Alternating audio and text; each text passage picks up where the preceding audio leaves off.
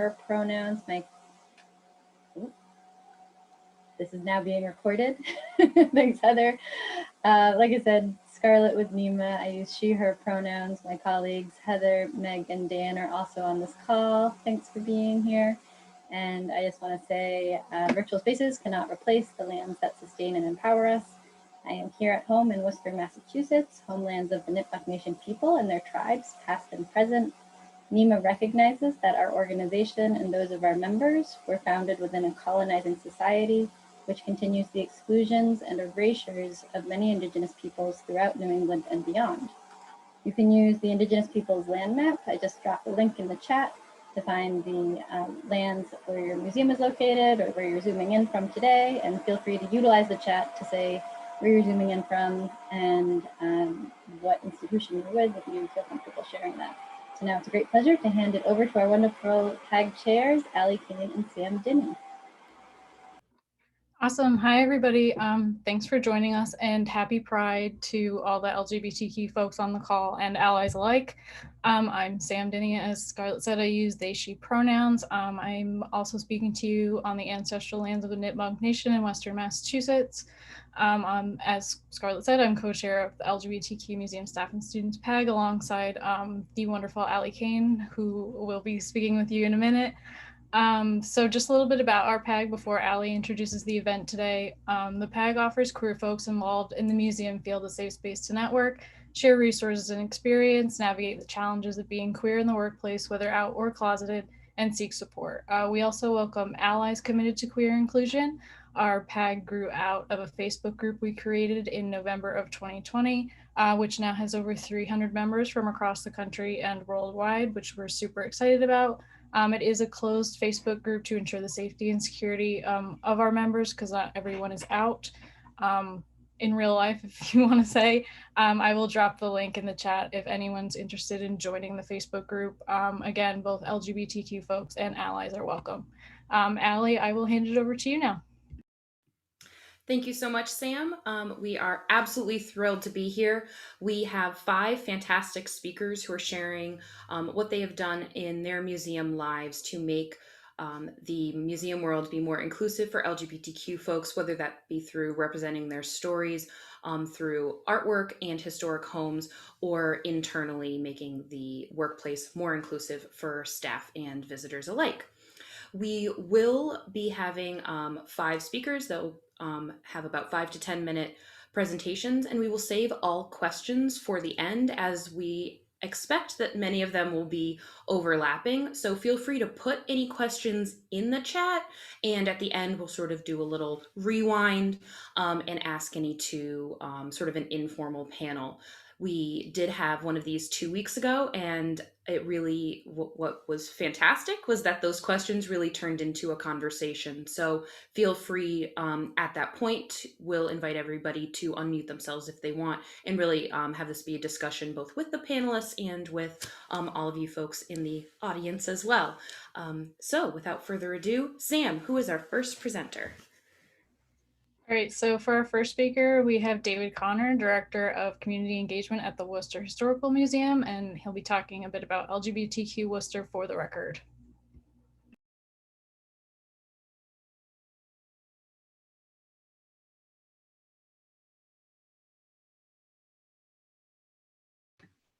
Can everyone hear me? Hi, everyone. So just thank you guys to the host for having us. I'm really excited that there's a space like this. I didn't know that there was a queer museum network so big, and I'm happy that, I mean, I know I had worked with Tower Hill a little bit on some of the things that you do there, and I know that it's a growing effort. And so I'm kind of interested in hearing more about that Facebook group and just kind of sharing around that, because as I know it, I'm the only openly queer person at my work. And as you know, we'll get back into the challenges of all of that later. For now, I'll just go into the project itself. So in 2018, Worcester Historical Museum decided to embark on the chronicling of queer history in Worcester. Yeah, I'm using the word queer now, and that was a bit complicated at the beginning.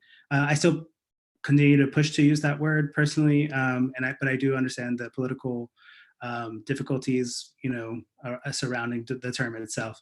But the project itself was LGBTQ plus Worcester for the record. This is a 2-year documentation process in partnership with the College of the Holy Cross, Worcester Polytechnic Institute, and Clark University. This started really in the grocery aisle at Shaw's between Professor Stephanie Yule from the College of the Holy Cross and our executive director, Bill Wallace at Worcester Historical Museum.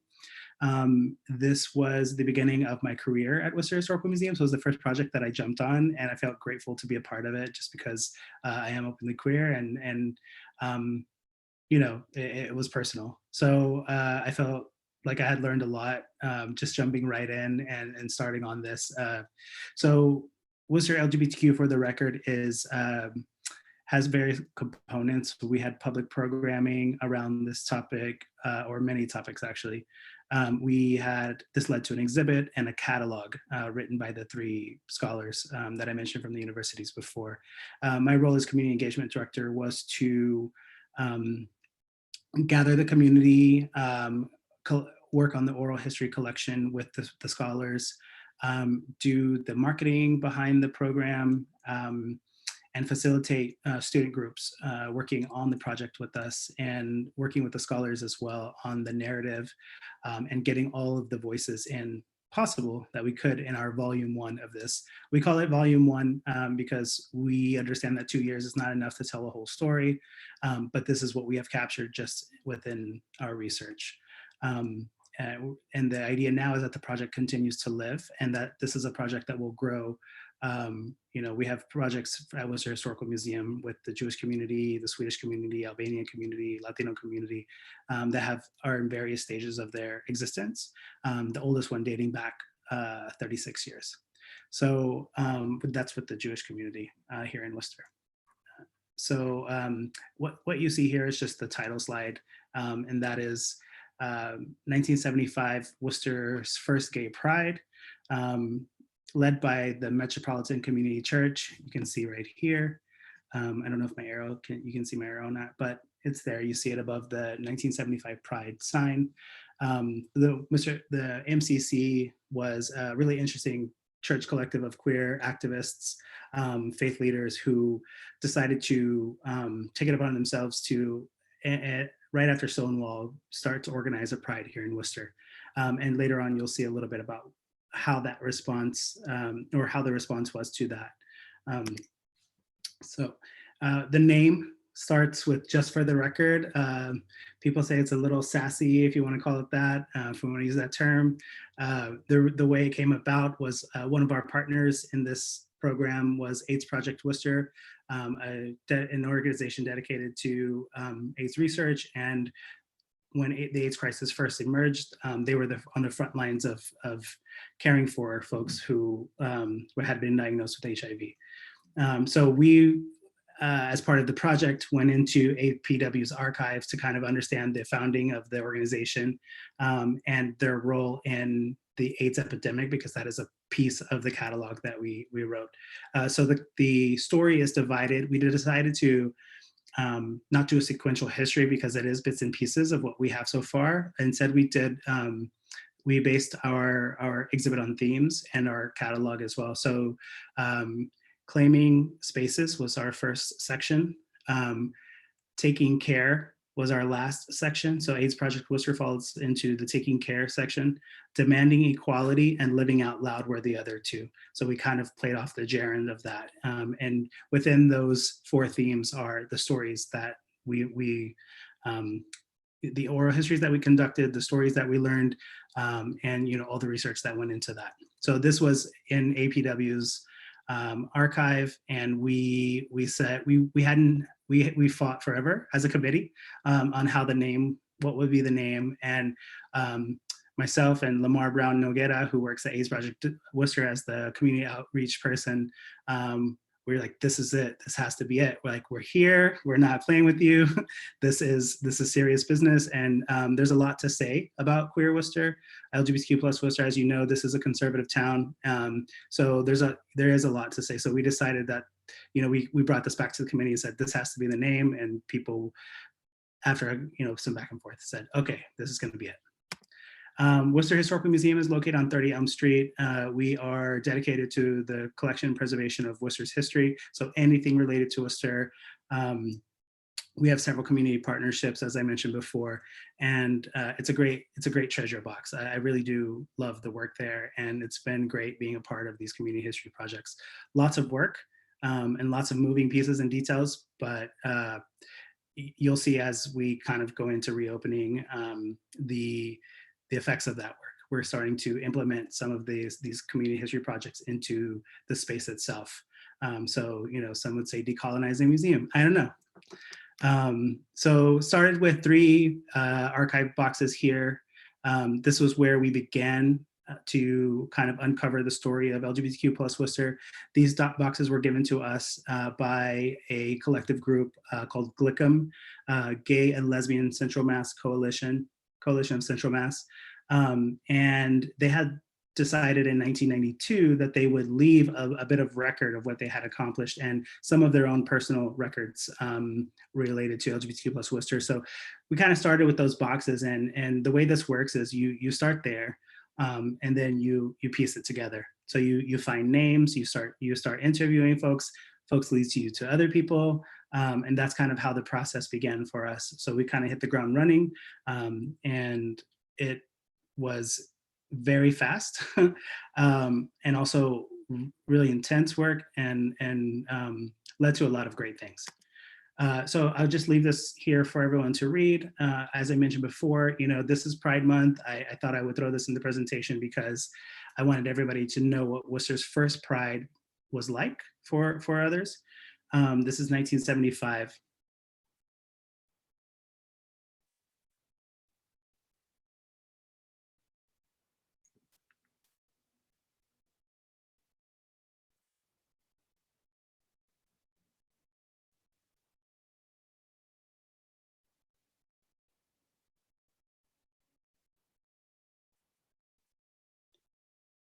I'll come back to this if I'm moving too fast, but I know others are coming behind me. So that was a picture of the parade there. Interesting thing about the parade is that Worcester had a very small open LGBTQ community at the time.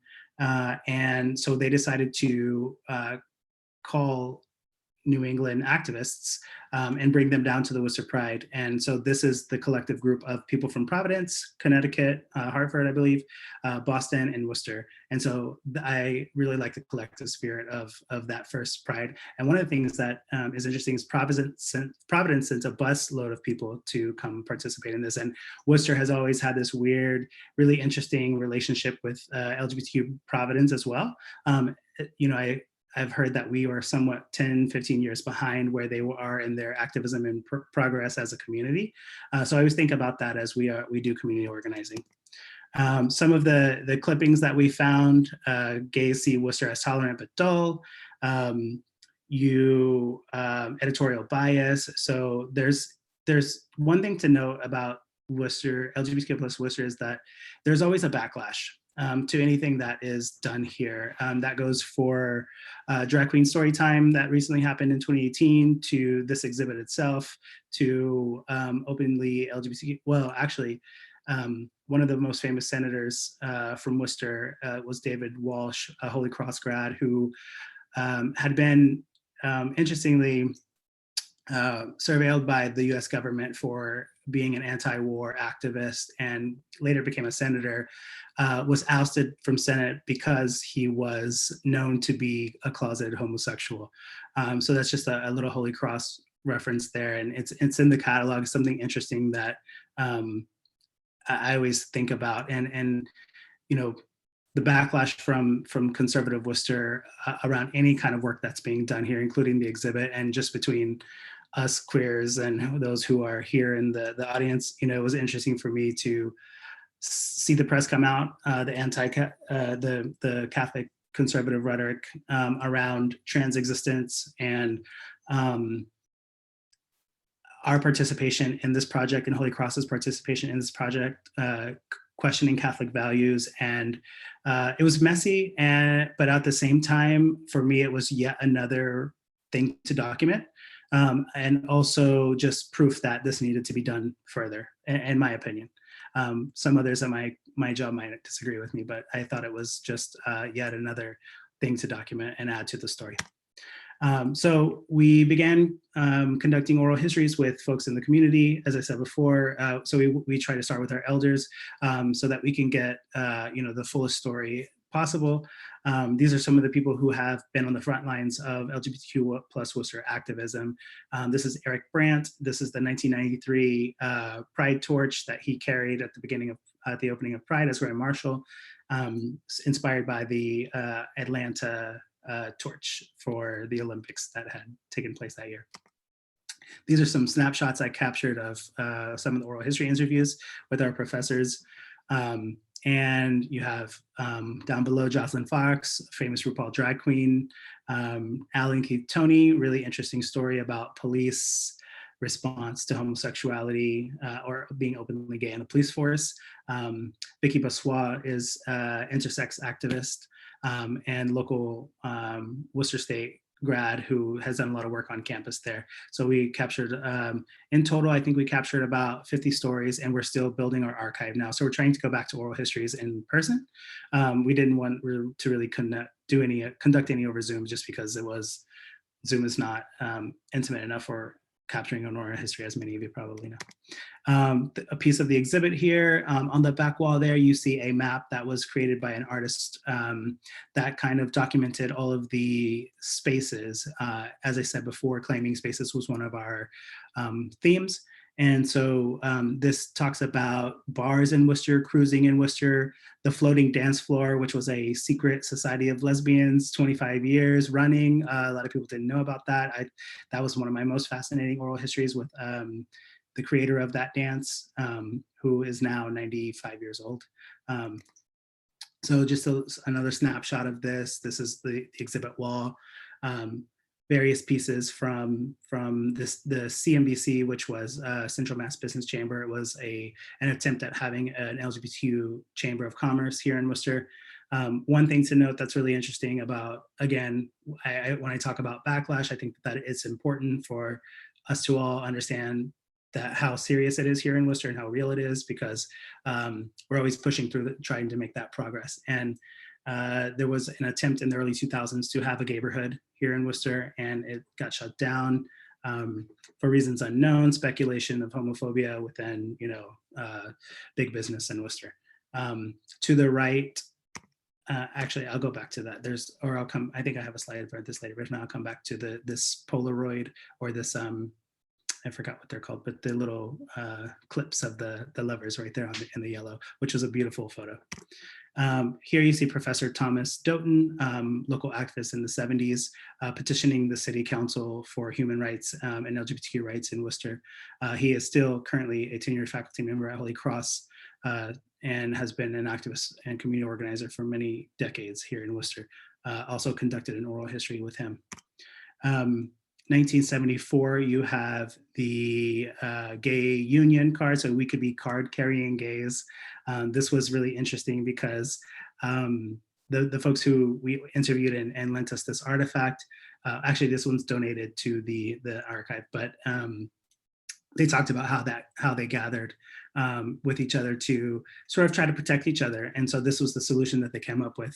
So you have Dennis Troy was a very active queer LGBTQ plus member in the community. This is his card signed by Gloria Odette.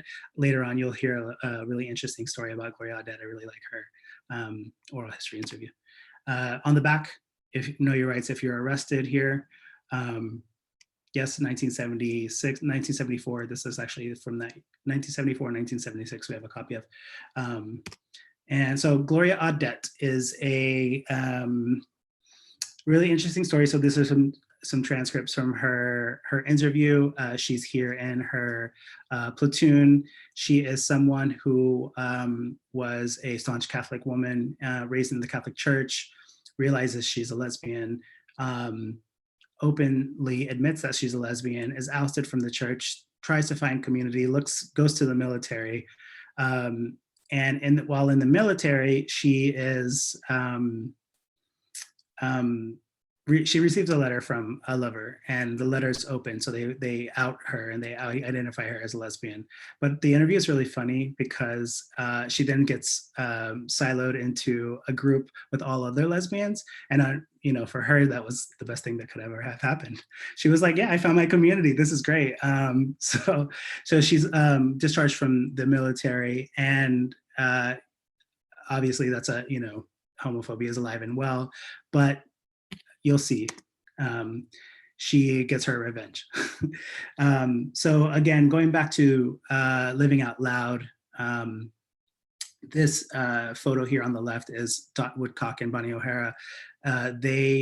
We conducted an oral history with Dot Woodcock, who is still alive today and owns Annie's Bookshop in Worcester, Massachusetts. She's on the right here in the photo, and it's a really beautiful photo of her. And one of the most impactful things as somebody working at the museum and on this project was people coming in and seeing themselves on the wall and not believing, you know, that they're part of this story, which is one of the hardest things to do, is convince people that their story is important to what we're doing. You know, it's part of the job is sitting down and talking to people, and especially around queer trauma, you know, we know that the experience is real, and we have to be very careful about how we approach people and ask them to participate in a project like this. But she ends up giving us the permission to use this photo. This is how we use it. We use it as a large blow up on the wall and talk about the story of her. She's a history maker because she's in a straight relationship, unhappy. We talk about that a lot. She and her partner are nurses. They meet each other as friends and colleagues. They fall in love. They decide we're going to do this. So they do. They come back, they get a certificate of holy union in 1978. And guess who their minister is? Take a look there. So it's Gloria Odette. Gloria Odette says, okay, military, you don't want me. I'm going back to Worcester. I'm going to ordain myself as a minister, and I'm going to marry all the gay couples. And so all of those marriage certificates during the time have Gloria Odette's name on it. And she's just a really great storyteller. If you ever want to listen to her transcript, we have it on file. And also they were one of the first couples in New England, or in Worcester, I believe, to receive in vitro. So they ended up having a baby and healthy, happy family. One of the difficulties around telling the story was that the partner on the left, Bonnie, had passed away. So, you know, complicated story if you're not an out individual, and so we dealt with that a lot with people who were 1 foot in, 1 foot out of telling their story, and that's just the reality of the nature of this project. And it also speaks to the real trauma that they've experienced here in Worcester. Another photo from Pride 1975. These are local activists from Gallo, Gay and Lesbian Latino organization, participating in the 1993 March on Washington. So a little bit about drag in Worcester. I'll give you 30 seconds to read, or a minute to read this.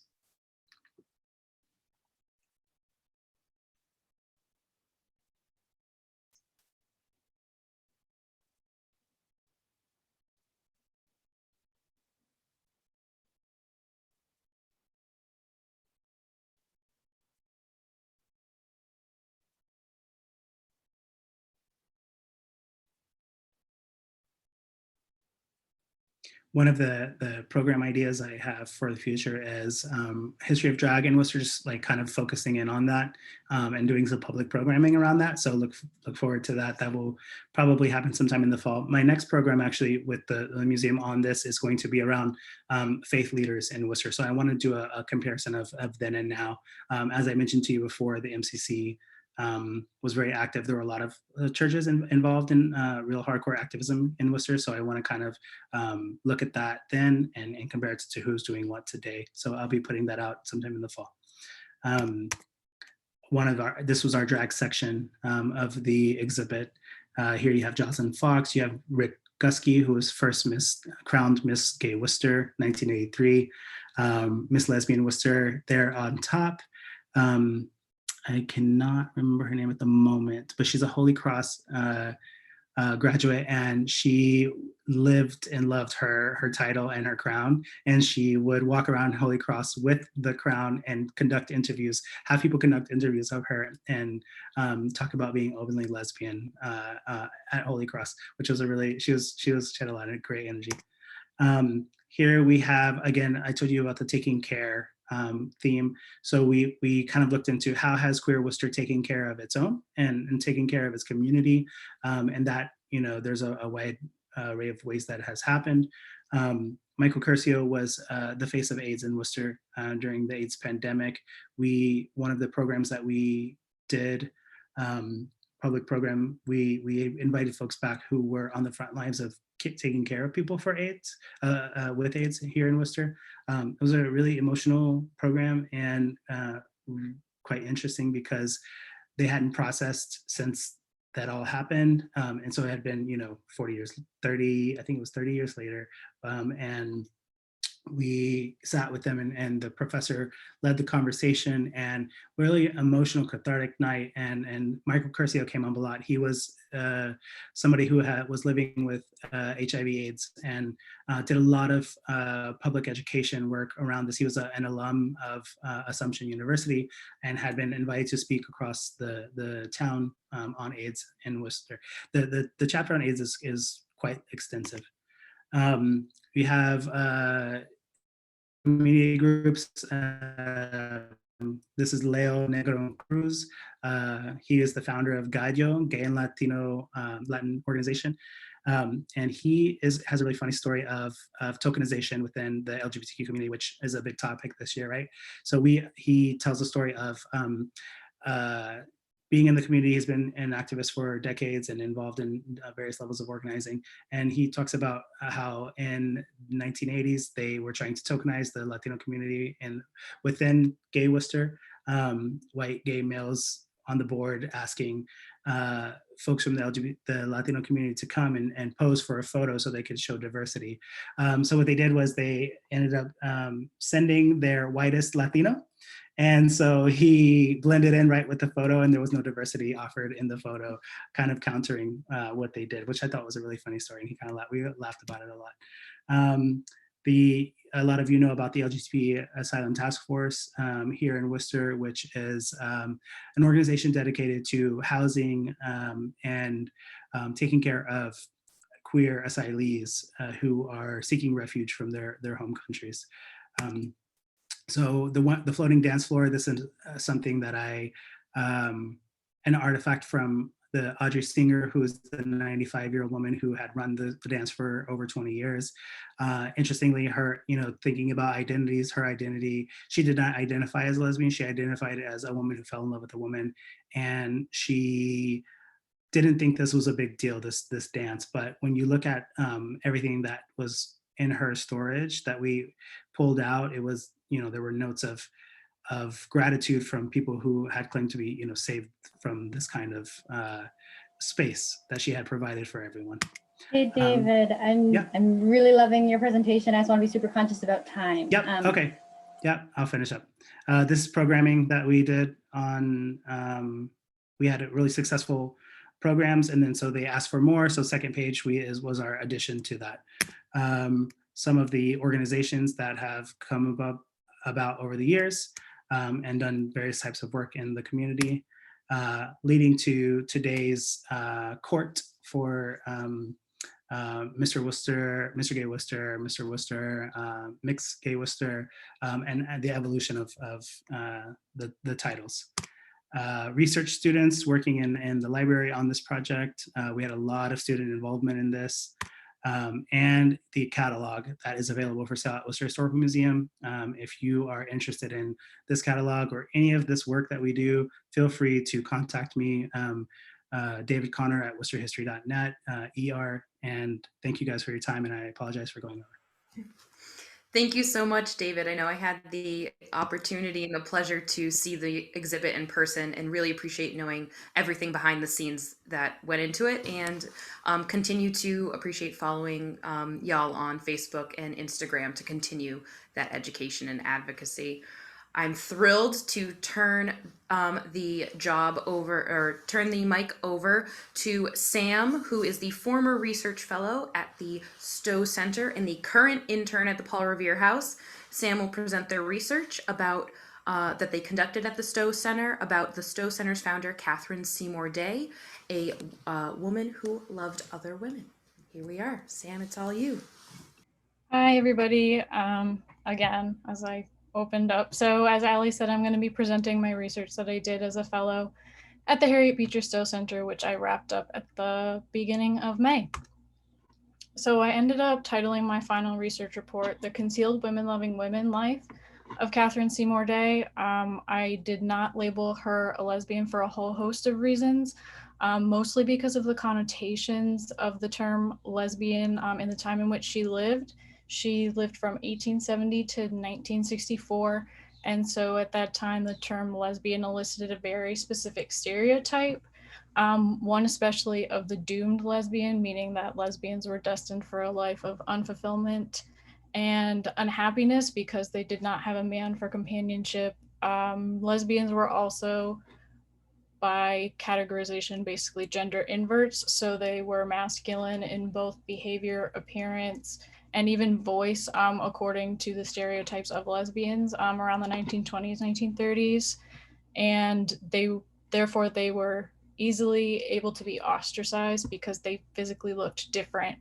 And the term lesbian, because they were quote unquote others, were associated with people of color and working class communities, and Day being an elite white woman who was a nativist, I'll just put it at that, to say the least, she would not have associated herself with the connotations of the term lesbian.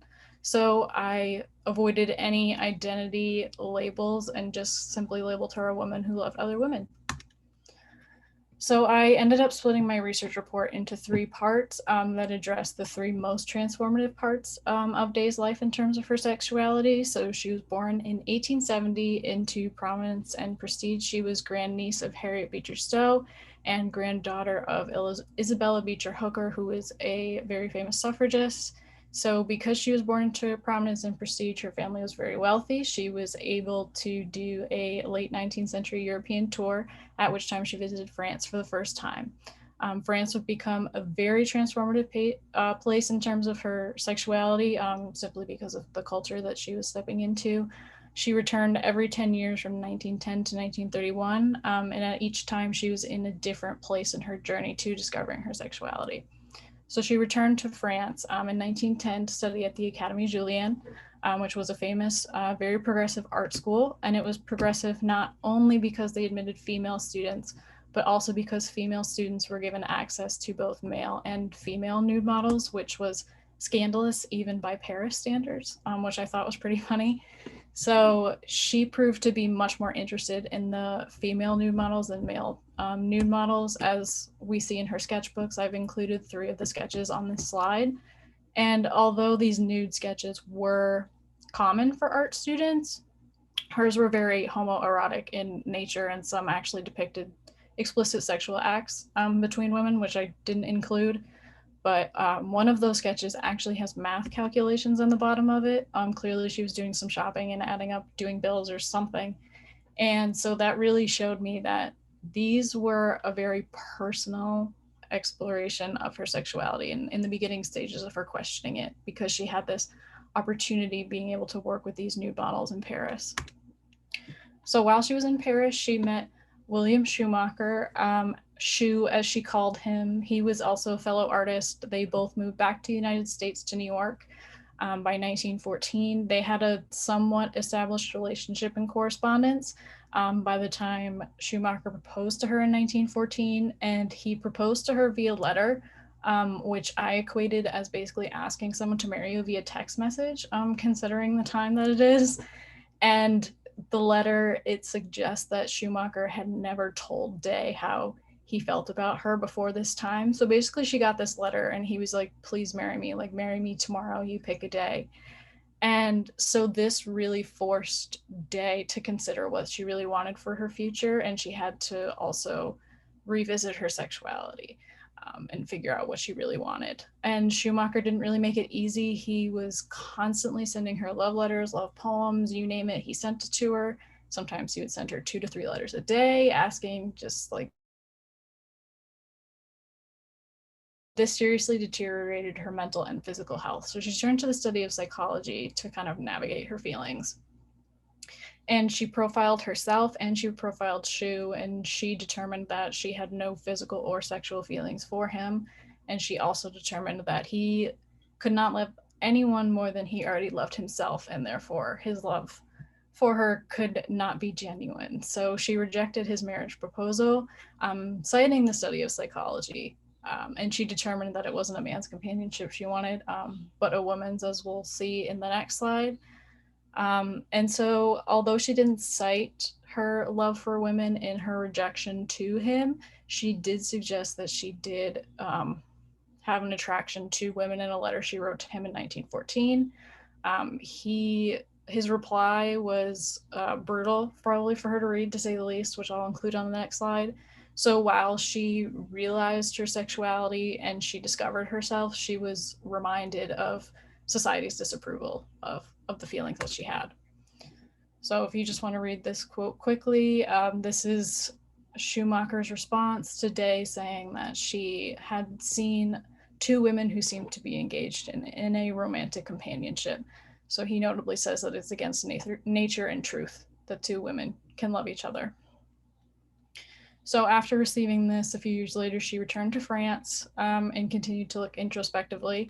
And by 1930, she had come to terms with the fact that she loved women, and she entered a romantic companionship with Inez Temple of West Hartford, and the 2 traveled to France together in the summer of 1931.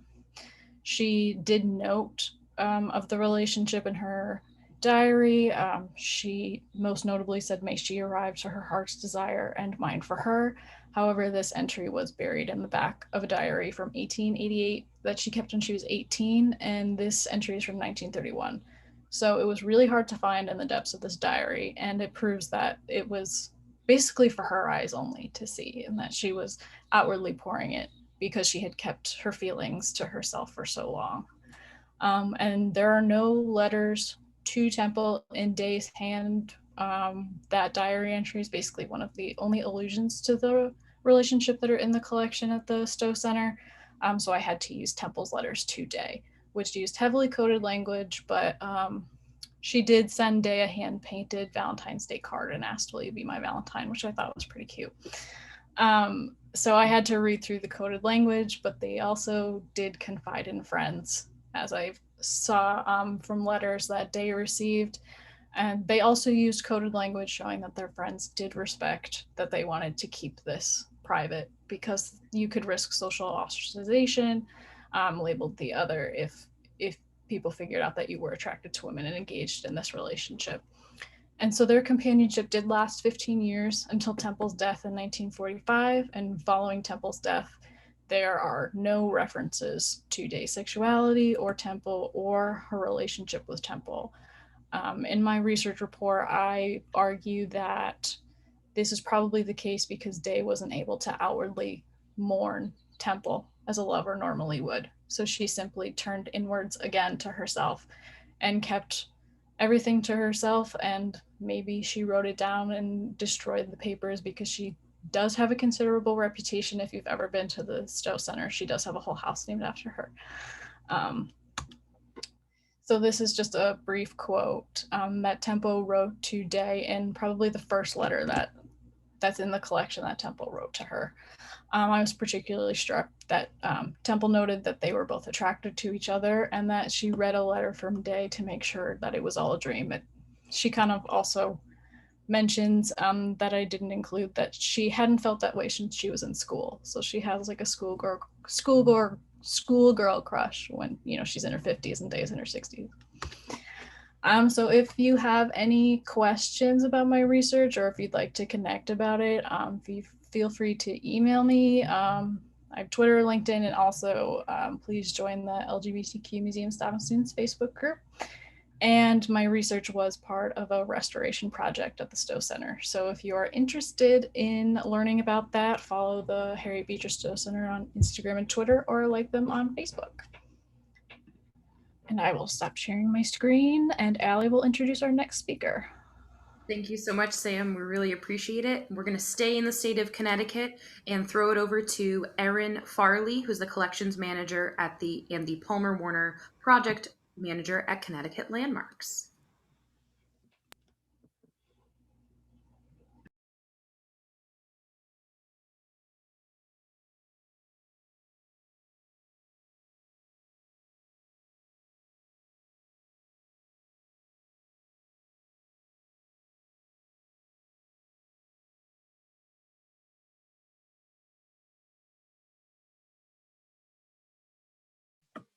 Sorry about that. I apologize if you hear strange little noises from downstairs. I have a 2.5-year-old that's running around, but hopefully it will be quiet enough. Well, thank you so much for having me today. I have worked with Sam very closely on this Palmer Warner project. They did some research for me to flesh out some aspects of the Palmer Warner house, specifically the colonial era. But I will talk to you about the house. All right. So a brief overview of Connecticut Landmarks. We are a network of 12 historic properties across the state of Connecticut, several of which are open to the public for tours, programs, and event rentals. You can see Palmer Warner down here at the bottom, and one of our more well-known houses is the Nathan Hill Homestead, where there's a gigantic farmers market on Sunday. So here is the Palmer Warner house, also behind me. I have been working at the Palmer Warner house located in East Haddam, Connecticut since 2016. This property has a multi-layered history that we can tell. It has colonial history as well as contemporary LGBTQ, 20th century history. And we are very excited about that aspect of it. So the house is built in 1738. John and Mehetabel Warner built this house. Mehetabel was a wealthy widow in East Haddam, Connecticut. She had received inheritance from her husband, her father, and her sister when they passed. The original extent of the property was 1,000 acres. It goes all the way to the Connecticut River. Today, the property is 50 acres, and it is very beautiful and has lots of aspects that will relate to the LGBTQ history of it. So we are focused on the era of Frederick Palmer. Of course, his name was first, but he is second in the history. He purchased the house with his mother in 1936. Let's see. He wanted a historic house of his own. He was a preservation architect. He went to school in Boston at the Brown Nichols School and the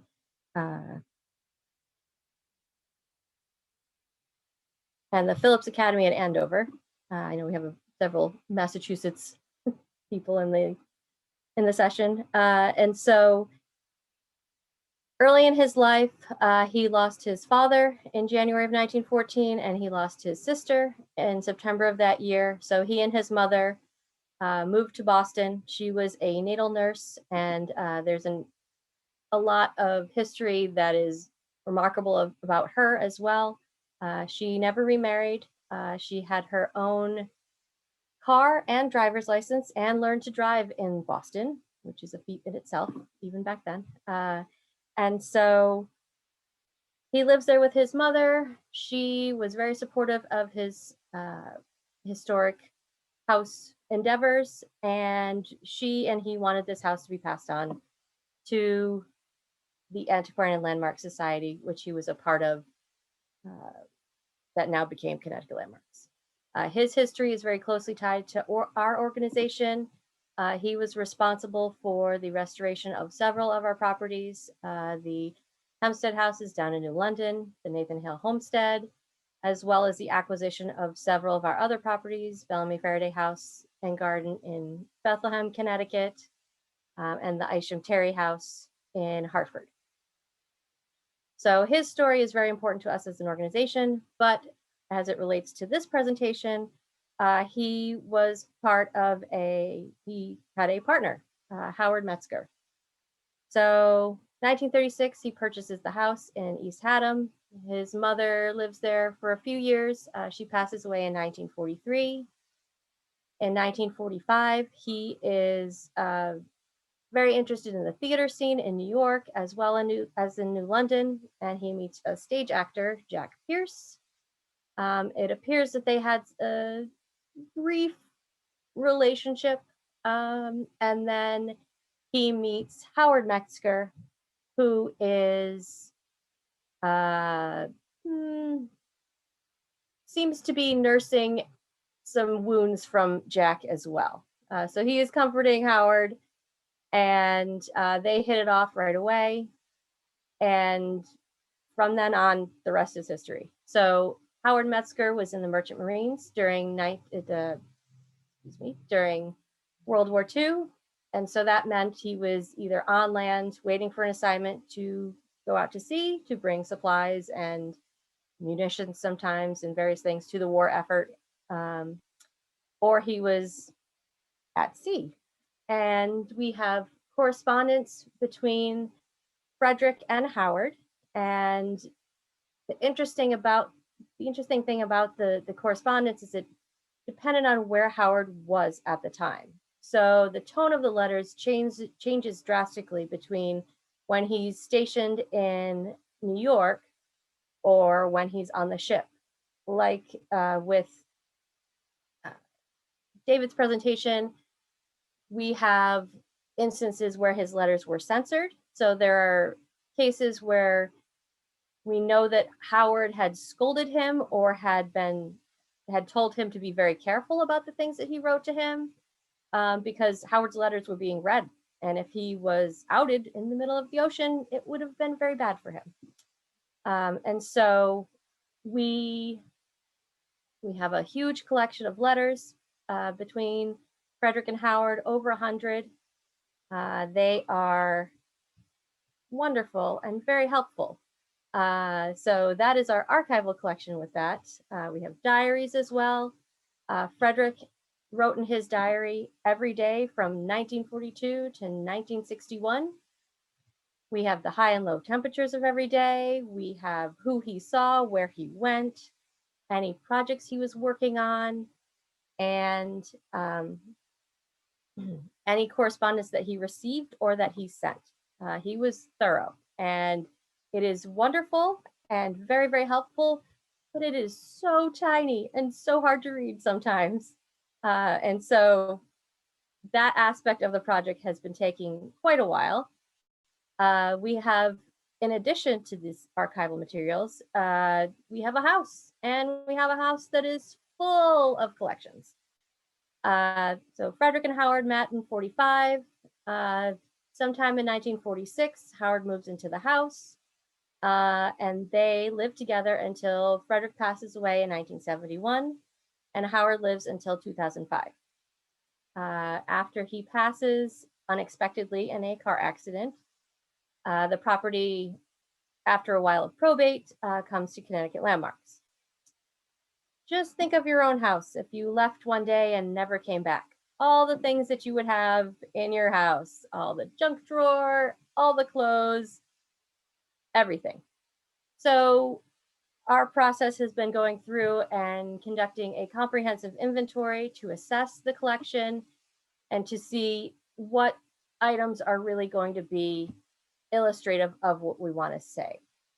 So we want to really be able to give justice to Frederick and Howard's story, and to provide them with context of, what was happening in the country at the time that they were involved together. And so that means we have to figure out, okay, well, does this drawer of 96 candles really illustrate what we're trying to get at with this story? Probably not. So we have developed documents to assess each of the things that we have found in the house and to determine its interpretive value and to slowly winnow down the collection so that we are actively using the things that are going to give us the most bang for our interpretation. Let's see. So you can see the various rooms. They are chock full of things. We have, let's see. And so these are the diaries that we have. We also recently rediscovered 1966 to 1971, in which Howard actually writes in the day that Frederick passes. And it was very, very touching. We have, this is a little example of Frederick's handwriting. He has many, many little notes here and there. And then these are the letters, just an example of some of the things that he would write to Howard. You don't necessarily have to read them. It's just sort of an example of single-spaced, really light, typewritten with notes in the margin. And he would write to him at length. We have 1-page letters all the way up to 11-page letters, single-spaced, typewritten. It's been a challenge because you have the collections and then you have the archival materials. We've had interns that have been lovely, that have helped us with the project to scan them and annotate them.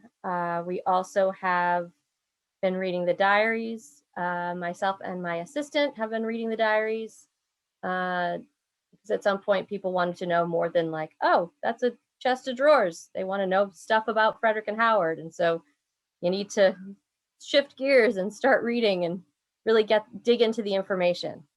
And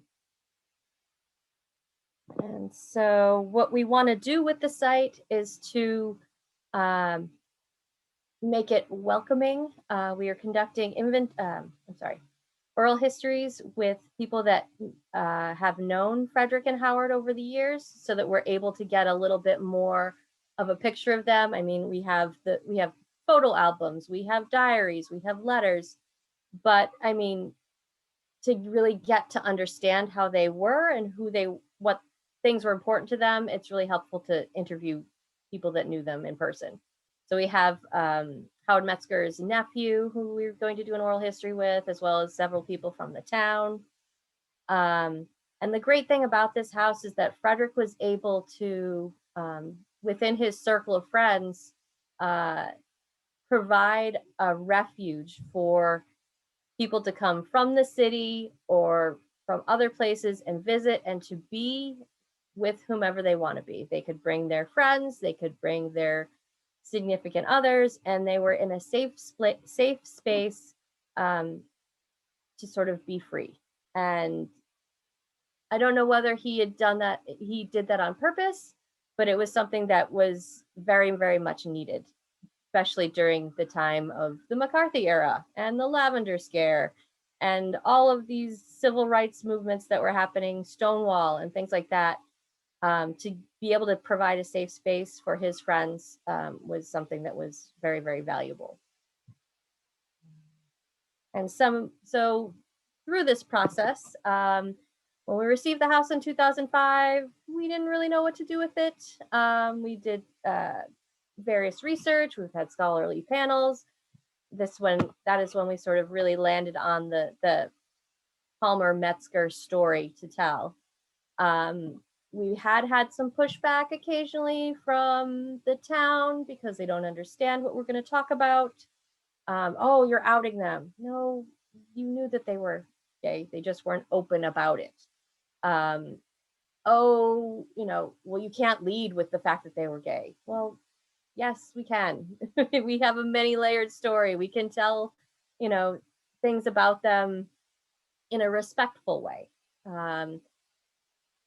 Concerns about privacy because people in town still are alive and knew them.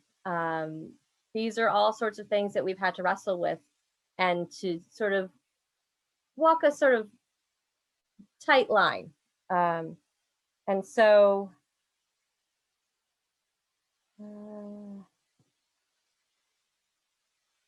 so that is what we've been doing. It's been a long process. There's still a lot more to go. We still have a visitor center to build and restrooms and things like that. But we're moving along and we are making progress. And I'm pleased that we will be able to share this with the public. We are open by appointment right now, pre-COVID and because of COVID. And so feel free to come by for a tour before we are fully open to the public once we have restrooms and interpretation. So thank you very much. It was a little windy road, but thank you for having me. Thanks so much, Erin. So now I get to turn it over to my wonderful co-chair, Allie, who's going to talk a little bit about her experience speaking up and leading by example to lead Tower Hill's annual Pride flag raising and Pride Day Festival. So Allie. Hey there. Thank you all so much. So I arrived at Tower Hill Botanic Garden as the executive assistant in 2017. And in that point, I was also newly relocated after spending some time elsewhere back to the Worcester community. And I was also looking to get more involved in Worcester Pride. And I learned very quickly that the Worcester Pride Festival happens in September because the college kids are such an integral part of the Worcester community that they actually have Pride in September. So I said, well, hey, it's May. Let's try to get and participate in one way or another in September. And as the executive assistant, I had interned previously, and I went to the advancement director who I had interned with for a little bit of time. He was somebody who I felt really comfortable with, and had a conversation and said, you know, Worcester has Pride in September. I think it would be really great for Tower Hill to participate, to show that we stand with the community, that we stand with our queer colleagues, our queer visitors, and that we can also just showcase ourselves as a welcome place and maybe reach a new audience that maybe wasn't sure if that was a place that they could, that Tower Hill was a place they could come. So I had the privilege of being in a director's meeting. It comes up, and the first response from our chief financial operating officer is, yes, and can we have a flag? And we did. So we had our Pride flag raising on the Tuesday before the Pride Festival. The Pride Festival is always on a Saturday. Our CEO, pictured there in the red dress, and our board president, who's in the center, is a proud out gay man. And it was so incredibly touching. We started off small because we wanted it to be something intimate that was mainly for our staff, but also we recognized that this was a first symbolic gesture and that it was something that was going to grow into the future. But it was really, really meaningful because it was Tuesday, right after our all staff meetings. Jim made the time, our board president, to be there and shared a really personal story about his coming out process and how different it was for him in the 60s coming out versus, myself and some of our colleagues. And it was really special for so many people to be there. We then on Saturday, we marched in the parade with this banner that you see. Those are the 6 strategic values of Tower Hill Botanic Garden at the time, and my colleague Matt behind the table. And we use it as an opportunity to share everything about Tower Hill because there are so many different reasons that people might be interested. Maybe they're plant geeks. Maybe they didn't know we had a membership. We also made sure that we had an entire binder that was talking about our weddings and showing inclusive couples, because to this day, we still get questions of, me and my partner, my same-sex partner, want to get married. Can we? And we also made sure that within that binder, that was also showing a lot of interracial or sort of cultural celebration, non-white cultural celebrations as well, because a lot of times we get non-white folks who call and say, I need this specific food, I need this specific tradition, I need this specific decor, will you accommodate it? And so we really used our time at Pride to show our inclusivity specifically within the queer community, and then also wider as well. We also, the following year, did a really cool botanical craft. Some people may know that there is a sort of a language of flowers that during Victorian times you'd put together a bouquet in order to express sympathy. And if there were certain kinds of flowers in it, it meant sympathy. Sometimes it meant friendship. And that was a way that the queer community would also would talk to each other. And they wouldn't be able to say, hey, girlfriend, I love you, but they were able to send a special flower, and that was the way to privately show that. So we had these little sachets that you could make and pick different flowers in order to celebrate the fact that we no longer have to be quiet about that, and that you could exchange and give them. So really connecting to our mission and something fun that people can take away. We also looked inward to what we could do in order to be more inclusive. And so I was actually approached by a colleague who said that they had gone through a really great LGBTQ, what they called LGBTQ ally training. And I'm now sort of rebranding as inclusion training. We went through things like gender expression, the difference between expression, attraction, identity, talking about coming out at work and scenarios that we all might deal with on a day-to-day basis, and make sure that people felt comfortable with the language. We were answering all of the questions that you shouldn't just ask me if you're hanging out with me in the break room. We were opening up ourselves to ask those questions and have this be an appropriate time to ask those probing questions and to learn a little bit more about the queer community. And as I mentioned, I am working on revising this. And so stay tuned, because I will be making it public in one way or another. Another thing that I did is I started seeing that the Massachusetts Cultural Council had started putting pronouns in their signature. So one day I randomly started doing it. I figured it's better to ask forgiveness than permission. And very slowly other people saw me doing it, and they started picking up on it. And very quickly it became a standard option in both our name tags and our email signatures.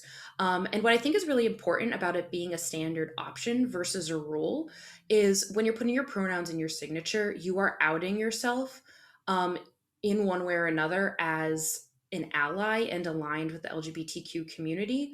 And if there is somebody on your staff who does not feel confident and competent answering the question, why do you have your pronouns in your signature? I don't want to put somebody in that position.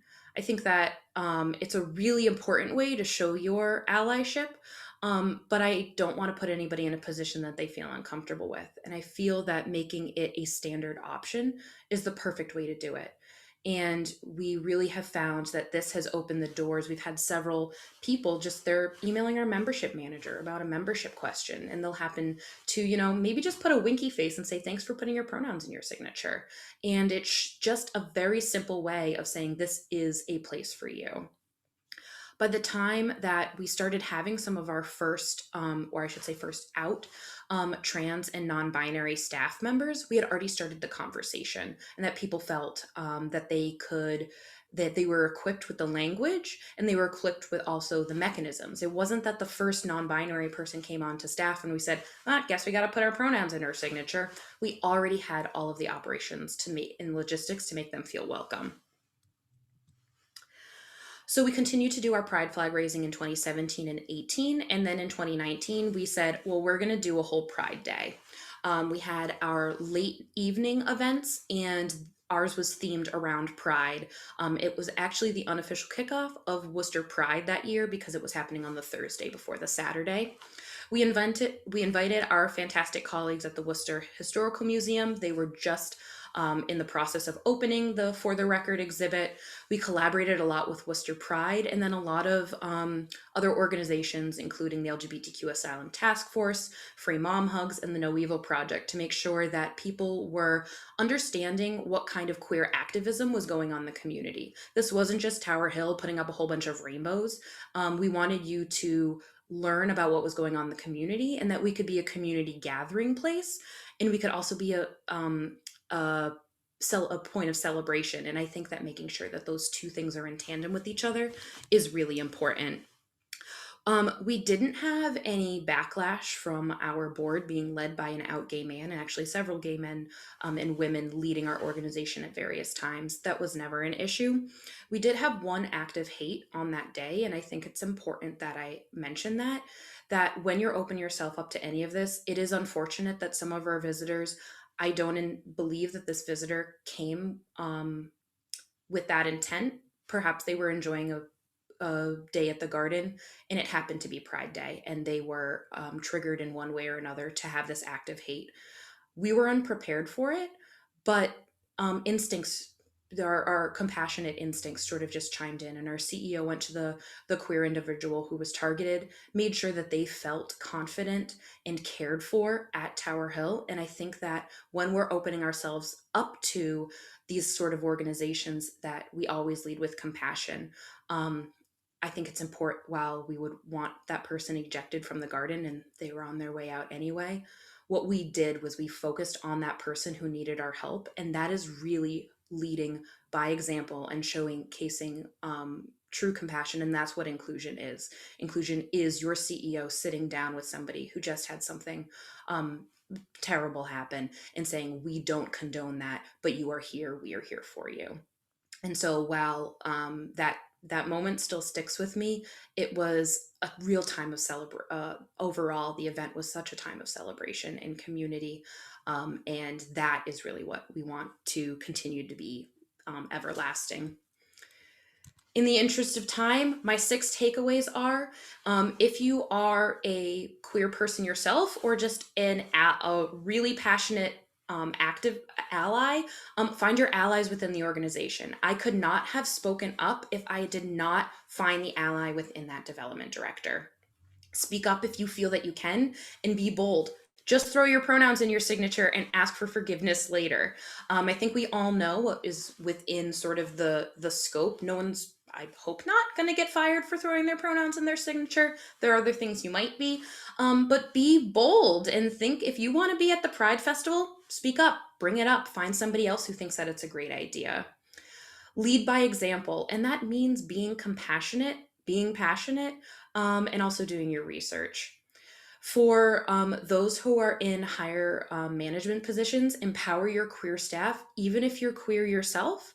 Make sure that you're listening to staff members at different levels throughout your organization, and who are at different, I like to say, queer generations, because LGBTQ rights are advancing so rapidly.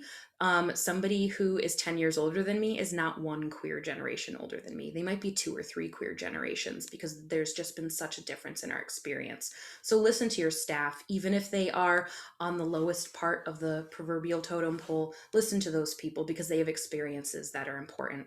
And at the end of the day, that's what being an ally is. Being an ally is empowering, speaking up, or elevating people's voices. And when people are hurt, sitting down and listening and showing that deep compassion.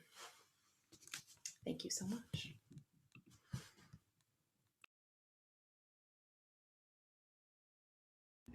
Thanks so much, Allie. Really appreciate it. So last but certainly not least, we have Megan Holmes, curator at the Gibson House Museum, and her colleague, Barbara Callahan, public engagement manager at the Nichols House Museum. They will be talking about the specialty tour at the Gibson House that they have recently started offering to visitors. All right. Hi, everyone. Thanks for having us, and so nice to hear about all these projects and work that's happening. So I'm Megan Holmes. I'm the curator at the Gibson House Museum. Here we are. We're in Boston's Back Bay neighborhood. We interpret class and culture in late 19th and early 20th century Boston. And for our purposes today, and I think just in terms of what is most interesting at the museum, are the museum's founders, the 3rd generation of Gibsons to live at the house. His name was Charlie Gibson. He's here on the left. And he was a gay man and a real Boston character. And his stamp is all over the museum. So he spent the last 20 years of his life turning his family home into a museum. And so it really feels, once you know, you're sort of paying attention to what you think is this 19th century house. And then you see his kind of 1930s interpretation of the, 1880s. And he's all over the place. You can see in this top image, that's him as a young man across the fireplace, probably not in triptych in when his family was living there. But his sexuality is a really crucial part of the story, and the Gibson House did not always interpret that. It's new for us.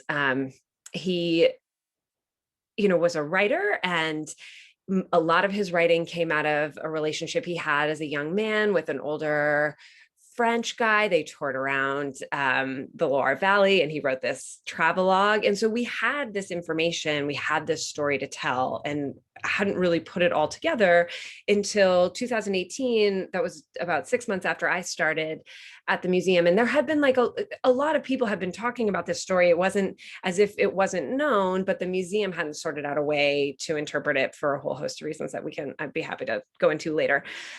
Not all above board, I would say.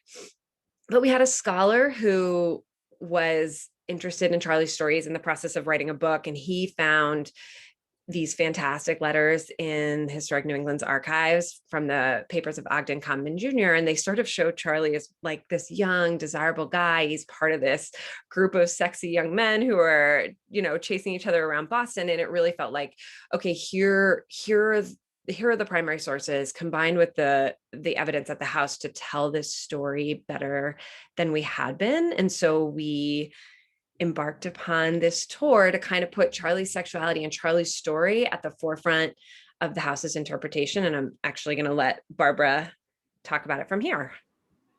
Sure. So I would say right before the tour, maybe the first year we were really starting to think about it, we updated the regular tour. We were sort of already in that process of the general everyday tour. You come into the house. So fairly early on, we decided let's include that Charlie was gay. Let's instruct guides how to thoughtfully portray this information so that everyone coming into the house, regardless whether you come for this tour or not, is experiencing that queer history. For the tour, Megan did a lot of the research and organizing. I worked on trying to make it digestible and engaging. And here's the opening was really exciting times with a little bar downstairs and full tours for the whole weekend. And we were lucky enough not to experience lucky privilege, not to experience much backlash either. But we did have some very positive feedback. So on here are just a couple quotes for each time that we do the tour still. We try to survey it to keep it sort of this ever evolving project. The couple things that I'm hoping to work with now is trying to expand the story to incorporate more the history of folks that aren't cis white wealthy men like Charlie, but we do touch on Boston marriages and a couple others in his community during the tour. We are obviously not the first or only institution incorporating this queer history or even having these queer history tours specifically. Beauport has a great one, for example. And other historians are certainly highlighting these stories. It's really awesome to hear the work that you all are doing. But of course, there's still rampant queer erasure in art and historical institutions. So I'm sort of on this soapbox where I don't think you need a gay founder in order to start interpreting queer history, but we did. Harriet Beecher Stowe seems to have as well. And that's its own history, right? A queer preservationist history is something to dive into as well. But more generally, it's great to see institutions that don't have this sort of undeniable proof reaching out and sharing these stories. So personally, I would say it's been really a joy and pleasure to work with Megan. And besides being just extremely talented, it was helpful for me as a queer person to know that someone else was willing to make this interpretive transition a priority. I worked at the Gibson House before Megan, and I had gone to the previous curator and really wanted to start sharing this history and was sort of shot down. And so when Megan got on board, you know, within 6 months, we started working on this project. So it was a very rewarding, happy experience for me. I'm at the Nichols House Museum now, so I've sort of taken on this queer lens of looking at history. And so I'm trying to think, you know, how can I interpret it without these very obvious letters that mention Charlie or Charlie's writing? And so those are really great resources for the Gibson House, but I think every house has its queer story. So I'm excited to take this work elsewhere as well. And I think that's it for me. I would be very happy to answer any questions, and I'm super happy to talk more about this in general, or if anyone is interested in collaborating with Nichols House projects on interpreting queer history, I am game.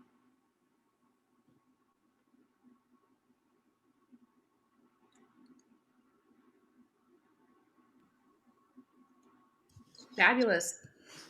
Thank you all so much for your fabulous presentations, and thank you to our awesome audience. I'd love to open it up to any lingering questions. It seems that lots of questions were answered in chat, but if there's any things that are still on people's minds, feel free to unmute yourself, and we can pretend we are all sitting at any one of our numerous museums, enjoying the venue and having a chat.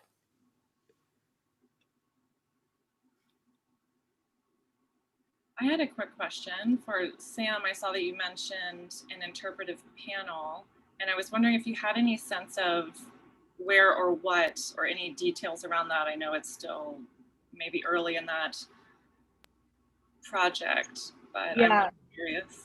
So I wrote up the interpretive panel as part of a capstone to my fellowship. The Stowe Center actually just got more of a grant, I believe, from the state of Connecticut for the restoration project.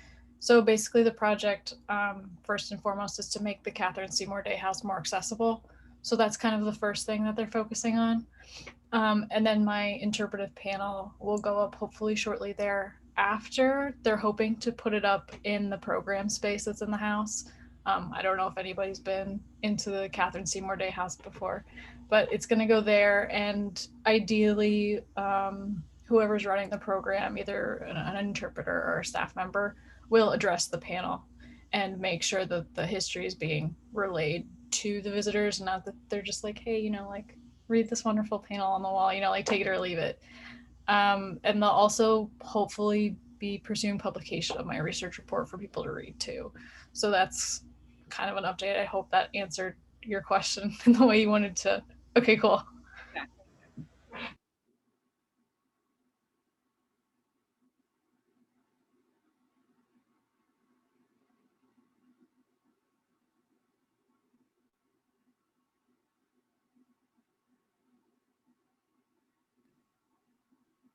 Fabulous. Well, thank you all for being here. As we have gone 20 minutes over time, I feel like we could go on forever. Scarlett, Sam, and I were just chatting about a few potential other activities for the rest of the summer, so stay tuned.